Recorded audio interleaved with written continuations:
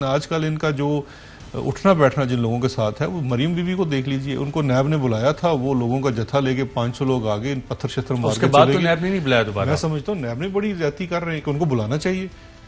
अब वो जो पथराव करके चली गई राजकुमारी साहिबा, उसके बाद बैठी हुई हैं, नैब का केस भी वहीं पड़ा हुआ है। ये तो अपनी धौंस धांधली से रियासती इदारों को बिल्कुल इन्होंने नीचे लगाया हुआ है। तो ये अब ये भी जो साहब आप बतौर मुशीर दाखिला ये कह रहे हैं कि नेशनल अकाउंटेबिलिटी ब्यूरो जिस केस में उन्होंने बुलाया था उसके बाद दोबारा नहीं बुलाया, उस पथराव से डर गया। मेरी नज़र में तो बिल्कुल उनको ये डर गए। और वो डर किस लिए गए, देखिए इस वक्त एक पूरा ये जत्था जो है जिसने दबंग डीजी नैब है लाहौर के, फिर चेयरमैन नैब खुद इतने दबंग आदमी है, वो कैसे डर सकते? बुलाना चाहिए इनको दोबारा। मुझे बताइए ना कि जो आपने इनसे सवाल करने थे, क्या आपको उन सवालों का जवाब मिल गया? नहीं मिला। अगर नहीं मिला तो आपका केस आगे नहीं चल रहा, तो आप बुलाइए इनको, दोबारा बुलाइए। अगर नहीं आते तो सेक्शन जमीनों और प्रॉपर्टी का केस था। जमीनों और प्रॉपर्टी का केस ये था कि आपने एन वस्त लाहौर में एक एरिया को पहले ग्रीन डिक्लेयर किया, आपके चचा ने। ग्रीन डिक्लेयर करने के बाद वहाँ पे सारी जायदाद, सारी ज़मीन आपने ख़रीद ली। किस पैसे से ख़रीदी? हिल मेटल में से जो मनी लॉन्ड्रेड होके आई थी आपके अब्बा के अकाउंट में और वहाँ से आगे आपके अकाउंट में गई, उससे आपने ख़रीदी।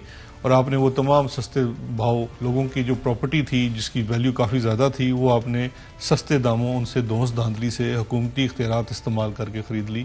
और उसके ऊपर आपके ख़िलाफ़ जो दरख्वास्त गुजार हैं वो तमाम वो लोग हैं जो अफेक्टेड पार्टी हैं, उसी इलाके के रहने वाले लोग जिनकी ज़मीन आपने ज़बरदस्ती हथिया ली रियासती धौंस इस्तेमाल करके। आज जब वो केस उन्होंने फ़ाइल किया, प्राइवेट पीपल जो हैं, प्राइवेट लोग हैं, कंप्लेनेंट है इनके ख़िलाफ़। नैब ने तो उनकी दरख्वास्त लेके रिकॉर्ड जमा किया, तो उनकी दरख्वास्त दुरुस्त देखते हुए इनको बुलाया सवाल जवाब के लिए। उसके ऊपर इन्होंने नैब के ऊपर पथराव कर दिया। और पथराव करने के लिए किस ग्रोह का सहारा लिया?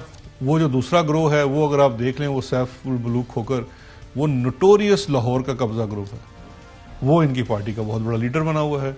तो ऐसे लोगों के साथ उसी हवाले से आज नून लीग वाले कह रहे थे और सवाल उठा रहे थे कि देखें जी, वहाँ तो एलडीए चढ़ाई कर रहे हो और सारे केसेस वगैरह कर रहे हो, और यहाँ पे सीडीए से बनीगाला का रेजिडेंस पीएम का रेगुलराइज करवा लिया है। ये इस पे कुछ वजाहत देना चाहेंगे आप, जो नून लीग सवाल उठा? दो चीज़ें हैं। एक तो ये है कि पूरा लाहौर जानता है कि सैफ उल मुल्क खोकर लाहौर का एक कब्जा माफिया है। उसने लोगों की, गरीब लोगों की, सरकार की ज़मीन के ऊपर कब्जे किए हुए हैं। उनके ऊपर मल्टीपल केसेस हैं।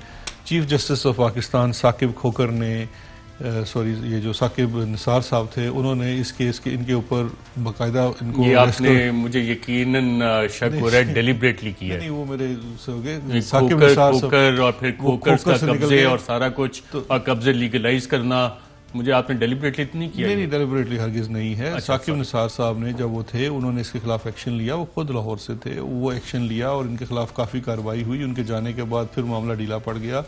अभी फिर से इनके खिलाफ लोग उठ के आ रहे हैं। दरख्वास्त जो लाहौर में भी इनका जो खोकर पैलेस है, उसके अंदर भी एक खातून है, बेवा हैं शायद, उनकी 22 कनाल ज़मीन इनके घर के अंदर है, उस पर एक काबिज होकर बैठे हुए हैं। जब रियासत उनकी मदद करने के लिए जाती है तो ये इतने बदमाश हैं कि वो उसको रियासत को भी अपना करने नहीं देना चाहते। उसके अलावा एलडीए के इन्होंने रास्ते वहाँ से बंद किए हुए हैं, मुख्तलिफ ज़मीनों के ऊपर कब्जे हैं। तो अगर इनको ये लगता है, या देखिए ना, अगर इनके पास कोई मामला ठीक है तो ये अदालतों में इसको प्रोटेक्ट कर सकते हैं, डिफेंड कर सकते हैं। आज तक तो किसी अदालत से इनको रिलीफ नहीं मिली। तो ये तो बदमाशी के बलबूते पर चल रहे हैं।